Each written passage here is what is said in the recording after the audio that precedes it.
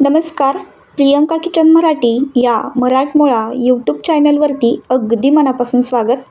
आज आपण एकदम सोप्या पद्धतीमध्ये गाजराचा हलवा पाहणार आहोत. तर रेसिपी अगदी स्किप न करता शेवटपर्यंत पहा.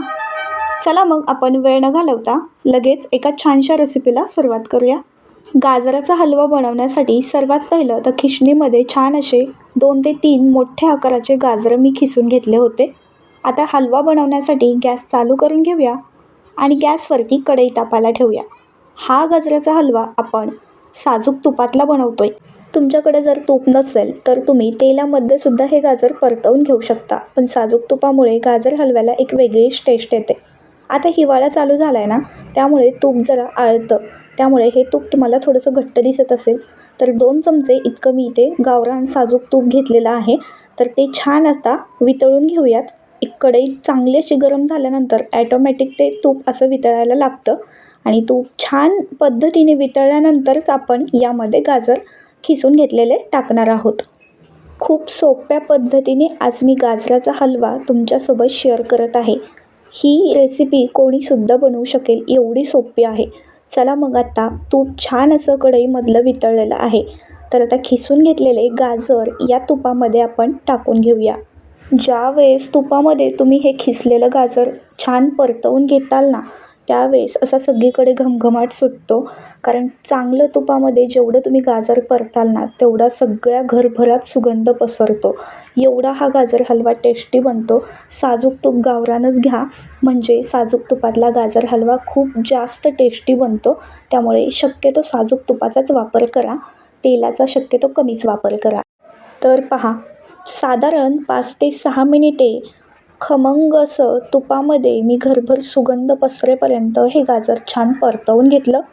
आता तुम्हाला गोड जितपत आवडतं ना, तितपत तुम्हाला इथे साखर घालायची आहे. कारण आमच्याकडे थोडंसं गोड कमी प्रमाणात खातात, त्यामुळे इथे साखरेचं प्रमाण मी थोडंसं कमीच वापरलेलं आहे. तर चला आता छान साखर या गाजरामध्ये पूर्णपणे वितळली पाहिजे. सगळी साखर विरघळून झाल्यानंतरच आपण यामध्ये गरम दूध ॲड करणार आहोत. तर या गाजरामध्ये मी पूर्णपणे साखर वितळून घेतलेली आहे. आता एका साईडला मी दूध गरम करून घेतलं होतं. तर आता गरम दूधच यामध्ये ॲड करायचं आहे.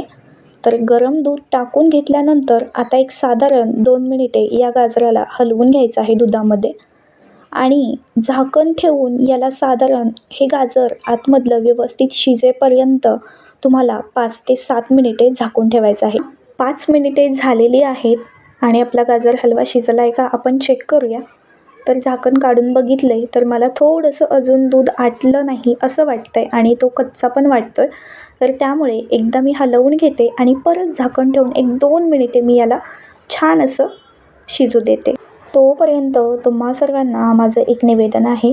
हा व्हिडिओ तुम्ही कोणत्या गावातून किंवा कोणत्या शहरातून पाहताय हे नक्की सांगा, म्हणजे मला सुद्धा समजेल की माझे व्हिडिओ कुठपर्यंत पोहोचत आहेत. आणि अजून देखील आपलं हे प्रियंका किचन मराठी मराठमोळं चॅनल सबस्क्राईब नसेल केलं तर अशा छान छान नवनवीन रेसिपी पाहण्यासाठी आपल्या प्रियंका किचन मराठी या चॅनलला सबस्क्राईब नक्की करा.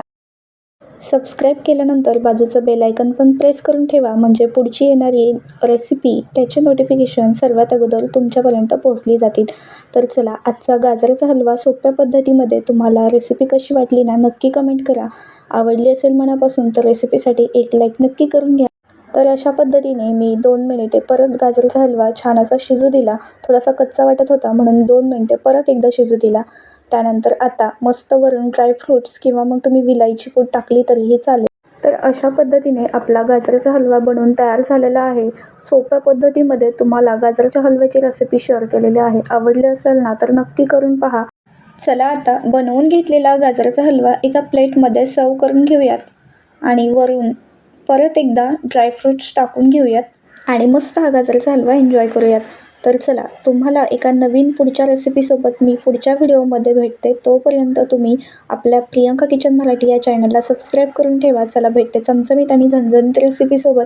तोपर्यंत मस्त राहा, स्वस्त राहा आणि मेन म्हणजे खात राहा. धन्यवाद.